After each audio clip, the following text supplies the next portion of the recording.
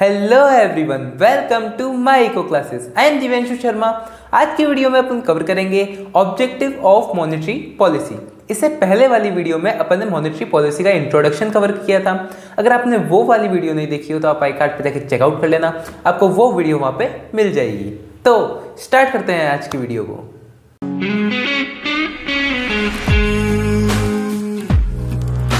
Start करते हैं अपन monetary policy के ऑब्जेक्टिव से। अगर अपन बात करें मॉनेटरी पॉलिसी के ऑब्जेक्टिव तो उससे पहले अपन को मॉनेटरी पॉलिसी समझना पड़ेगा। तो मॉनेटरी पॉलिसी अपन पहले कवर कर चुके हैं, आप उसको जरूर चेकआउट कर लेना।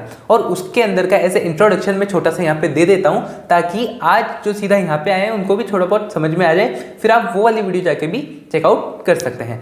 तो अगर मैं मॉनेटरी पॉलिसी की बात करूं तो मॉनेटरी पॉलिसी वो पॉलिसी होती है किसकी? सेंट्रल बैंक की, यानी आरबीआई की। इंडिया के अंदर आरबीआई है तो अपन आरबीआई की वो पॉलिसी जो क्या मैनेज करती है, मनी को मैनेज करती है कि इकोनॉमी में कितना मनी होना चाहिए, कितना नहीं होना चाहिए, और उससे क्या करती है, स्टेबिलिटी मेंटेन करती है। किसकी? एज ए इकोनॉमी की। ये चीज कौन करती है? मॉनेटरी पॉलिसी करती है, मतलब ऐसे आरबीआई करती है। समझे इस बात को? तो उसी चीज के ऑब्जेक्टिव्स क्या क्या होते हैं। ऑब्जेक्टिव्स मतलब अगर अपन ऐसे देखें तो ऑब्जेक्टिव मतलब कि वो काम जो करती है उसका मोटिव क्या होता है कि इकोनॉमी में क्या क्या चीजें हैं, कौन कौन सी चीजें खत्म हो, कैसे कैसे चीजें बढ़े, कैसे कैसे नहीं बढ़े, वो सारी चीजें क्या होते हैं, उसके ऑब्जेक्टिव होते हैं।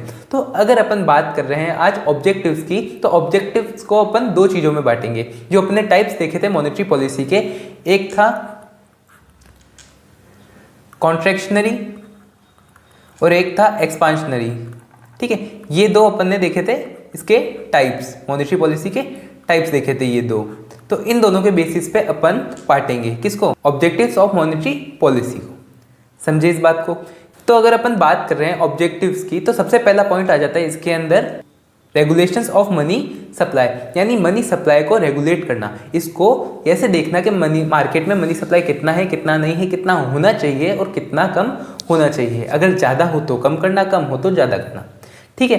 एक्सपांशनरी से अपन समझते हैं कि यानी मार्केट में एक्सपांशनरी यानी मनी सप्लाई इंक्रीज करना, और कॉन्ट्रैक्शनरी से भी अपन जानते हैं मार्केट में मनी सप्लाई डिक्रीज करना। अब रेगुलेशन ऑफ मनी सप्लाई क्या होता है? तो रेगुलेशन ऑफ मनी सप्लाई किस पे बेस होता है? एज ए मार्केट में मनी पे बेस होता है कि मार्केट में अगर मनी ज़्यादा है तो उसको कम कर देना, मार्केट में मनी कम है तो उसको ज़्यादा कर देना। अब ये काम क्यों करते हैं अपन?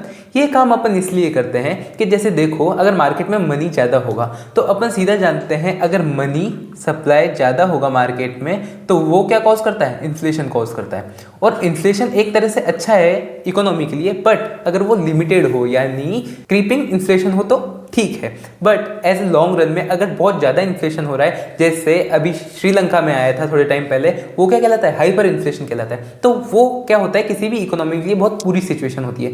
तो मनी सप्लाई को मैनेज करके क्या होता है, वो सिचुएशन दूर हो सकती है। तो रेगुलेशन ऑफ मनी सप्लाई, अगर मार्केट में मनी सप्लाई ज़्यादा है, ठीक है, या मार्केट में मनी सप्लाई कम है, तो इन दोनों को सॉल्व अपन कैसे करेंगे कि अगर मनी सप्लाई ज़्यादा है तो कॉन्ट्रैक्शनरी पॉलिसी लगाएंगे, और मार्केट में मनी सप्लाई कम है तो अपन एक्सपांशनरी पॉलिसी लगाएंगे, जिससे ये क्या होगा, ये ठीक हो जाएगा। फिर अगर अपन नेक्स्ट बात करें अटेनिंग प्राइस स्टेबिलिटी। अब प्राइस स्टेबिलिटी का मतलब क्या है? तो ये भी रिलेट किससे करता है? मनी सप्लाई से करता है। तो वो देखो कैसे करता है कि अगर मार्केट में मनी सप्लाई ज़्यादा होगा तो एक तरह से प्राइसेस ज़्यादा होगी। समझ रहे हैं इस बात को? और अगर मार्केट में मनी सप्लाई कम होगा तो प्राइसेस चीज होगी क्या होगी? कम होगी, और लोग इन्वेस्ट नहीं करना चाहेंगे। तो आरबीआई का मोटिव क्या होता है, एज ए सेंट्रल बैंक का मोटिव क्या होता है कि मार्केट में प्राइस को स्टेबल रखना, कि बहुत ज़्यादा बढ़े नहीं और कम ना हो। ठीक है, और ऐसी चीज़ों पे कम हो जिस पे कम करने की जरूरत है, मतलब एक एज ए प्राइस स्टेबल रखना कि हद से ज़्यादा प्राइसेस चेंज नहीं हो। तो वो किस हिसाब से होती है? अगर मार्केट में प्राइस ज़्यादा है, गुड्स की अगर प्राइसेस ज़्यादा है तो क्या करेंगे? मनी सप्लाई कम करेंगे। और अगर मार्केट में प्राइसेस कम है, लो है, तो अपन क्या करेंगे? मनी सप्लाई इंक्रीज करेंगे। अपन यानी सेंट्रल बैंक क्या करेगी? मनी सप्लाई इंक्रीज करेगी। और मनी सप्लाई डिक्रीज करना और मनी सप्लाई इंक्रीज करना क्या होता है? अगर मनी सप्लाई डिक्रीज कर रहे हैं यानी कॉन्ट्रैक्शनरी पॉलिसी लगेगी, और मनी सप्लाई इंक्रीज कर रहे हैं तो एक्सपांशनरी पॉलिसी लगेगी। समझे इस बात को? ये दोनों अपन साथ में लेके चलें। अब अगर अपन बात करते हैं promoting economic growth, economic growth को प्रमोट करना। इकोनॉमिक ग्रोथ कैसे प्रमोट होती है?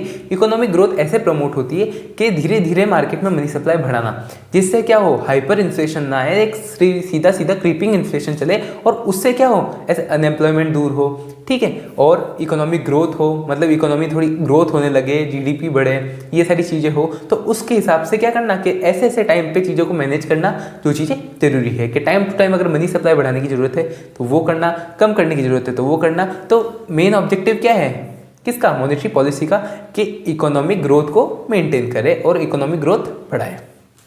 फिर encouraging saving and investment, saving और इन्वेस्टमेंट को इंकरेज करना, ठीक है। अब सेविंग और इन्वेस्टमेंट कैसे इंकरेज हो सकते हैं, ये दोनों अलग अलग चीज़ है, ये अलग अलग अपन लेके चलेंगे, ठीक है। अगर इन्वेस्टमेंट इंकरेज हो रही है मार्केट में तो अपन ये देखते हैं कि इकोनॉमी की ग्रोथ बढ़ रही है, और अगर सेविंग इंकरेज हो रही है मार्केट में तो अपन ये देखते हैं कि इकोनॉमिक ग्रोथ थोड़ी धीरे हो रही है। क्यों? क्योंकि सेविंग अगर करेगा तो इंसान इन्वेस्ट नहीं करेगा, खर्चा नहीं करेगा, बट वो चीज़ अलग है कि जो अपन सेविंग कर रहे हैं वो बाद में लोन बन के इंडस्ट्रियलिस्ट को ही लोन मिलने वाला है। वो चीज़ें, ऐसी चीज़ों में अभी अपन नहीं जाएंगे, अपन सिर्फ ये देखेंगे कि क्या होगा, सेविंग होगी तो इकोनॉमिक ग्रोथ यानी थोड़ी कम करना चाह रहे हैं, मतलब मार्केट में प्राइस स्टेबल करना चाह रहे हैं। और अगर इन्वेस्टमेंट ज़्यादा होगी तो उसका मतलब क्या है, मार्केट में इकोनॉमिक ग्रोथ बढ़ाना चाह रहे हैं और क्या करना चाह रहे हैं, एज ए इन्वेस्टर ज़्यादा इन्वेस्ट करें, ये मोटिव है। तो अगर मार्केट में मनी सप्लाई बढ़ाई जाएगी, यानी कौन सी पॉलिसी आएगी, एक्सपांशनरी पॉलिसी आएगी, तो क्या होगा, इन्वेस्टमेंट इंक्रीज होगा। और अगर पॉलिसी आएगी कॉन्ट्रैक्शनरी तो क्या होगा, सेविंग इंक्रीज होगी। समझे इस बात को? कोई दिक्कत नहीं है, ये चीज़ अपन ने इसमें देखी। फिर अगर अपन बात करते हैं controlling business cycle, business cycle क्या होता है, तो आपने मैक्रो इकोनॉमिक्स में पढ़ा होगा बिजनेस साइकिल। बिजनेस साइकिल कैसे होती है, एक साइकिल होती है, जैसे ये एक्स एक्सेस वाई एक्सेस, ये इकोनॉमिक ग्रोथ, और यहाँ से ऐसे चलती है, ऐसे ऐसे बिजनेस साइकिल होती है। तो यहाँ से बढ़ती है, फिर एक टॉप पे जाके रुकती है, फिर वापस रिसेशन आता है, फिर डिप्रेशन आता है, फिर वापस रिकवरी, और फिर बढ़ती है, ठीक है, एक्सपांशन ऐसा आता है। तो ये सारी चीज़ों को क्या करना, कंट्रोल करना, कि इकोनॉमी क्या हो, सिर्फ बढ़े या फिर एक पॉइंट पे हो और धीरे धीरे बढ़ने लगे, बट ऐसा ना हो कि इकोनॉमी डूब जाए पूरी वापस, मतलब एक वापस नीचे चली जाए, ऐसा ना हो। तो उसको क्या करना, मनी सप्लाई को कंट्रोल करना, इस वजह से क्या हो कि बिजनेस साइकिल भी कंट्रोल हो सके। तो ये भी काम किसका होता है, ये भी काम होता है मॉनेटरी पॉलिसी का। फिर अपन देखते हैं प्रमोटिंग एम्प्लॉयमेंट, एम्प्लॉयमेंट को बढ़ाना, यानी जो लोग बेरोजगार हैं, जिनके पास जॉब्स वगैरह नहीं है, उनको जॉब्स प्रोवाइड करवाना, इसकी मदद से, पॉलिसीज़ की मदद से, जो कि कॉन्ट्रैक्शनरी और एक्सपांशनरी हो सकती है। क्योंकि अपन ने इससे पहले फ्लिप्स कर्व पढ़ा था, अपन ने क्या देखा था, फ्लिप्स कर्व क्या बताता है, रिलेशनशिप बताता है कि प्राइजेस यानी इन्फ्लेशन में और अनएम्प्लॉयमेंट में, ठीक है। तो अपन ये देखा कि जैसे ही इन्फ्लेशन बढ़ेगा तो मतलब गवर्नमेंट चाहती है बहुत कम इन्फ्लेशन बढ़े, बट उससे क्या हो, एम्प्लॉयमेंट बढ़ जाए, ये चीज़ मोटिव होता है। तो प्रमोट एम्प्लॉयमेंट भी इसका एक पॉइंट आ जाता है।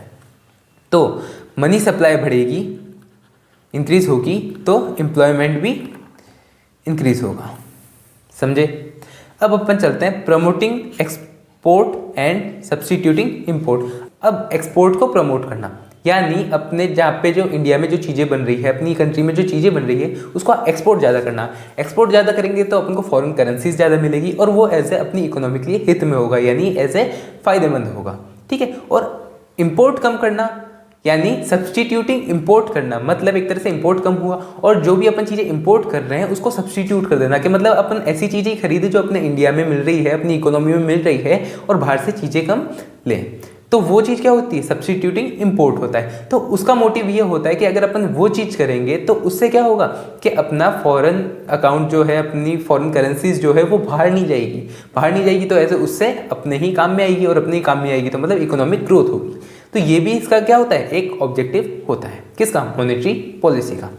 फिर लास्ट अपन बात करते हैं managing aggregate demand. Aggregate demand को मैनेज करके रखना।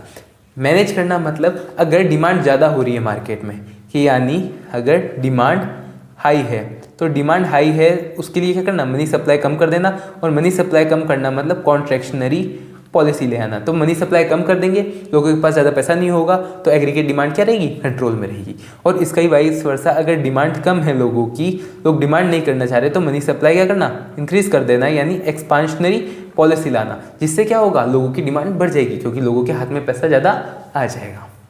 ठीक है, तो ये क्या हुए अपने, ये हुए अपने कुछ ऑब्जेक्टिव्स मॉनेटरी पॉलिसी के। ठीक है, आज की वीडियो में इतना ही। अपन मिलेंगे नेक्स्ट वीडियो में, और नेक्स्ट वीडियो में अपन देखने वाले हैं इसके इंस्ट्रूमेंट्स के, मतलब कौन कौन से वो इंस्ट्रूमेंट्स हैं जो मॉनेटरी पॉलिसी में आते हैं, किसको कंट्रोल करने के लिए, मनी सप्लाई को कंट्रोल करने के लिए। ठीक है, तो होप आपको ये वीडियो समझ में आई होगी, अच्छी लगी होगी। तो अगर आपको ये वीडियो समझ में आई हो, अच्छी लगी हो, तो वीडियो को लाइक कर देना, चैनल को सब्सक्राइब कर देना। कोई भी डाउट हो, क्वेश्चन हो, तो आप कमेंट बॉक्स में इजीली पूछ सकते हैं। अपन मिलेंगे नेक्स्ट वीडियो में। Thanks for watching.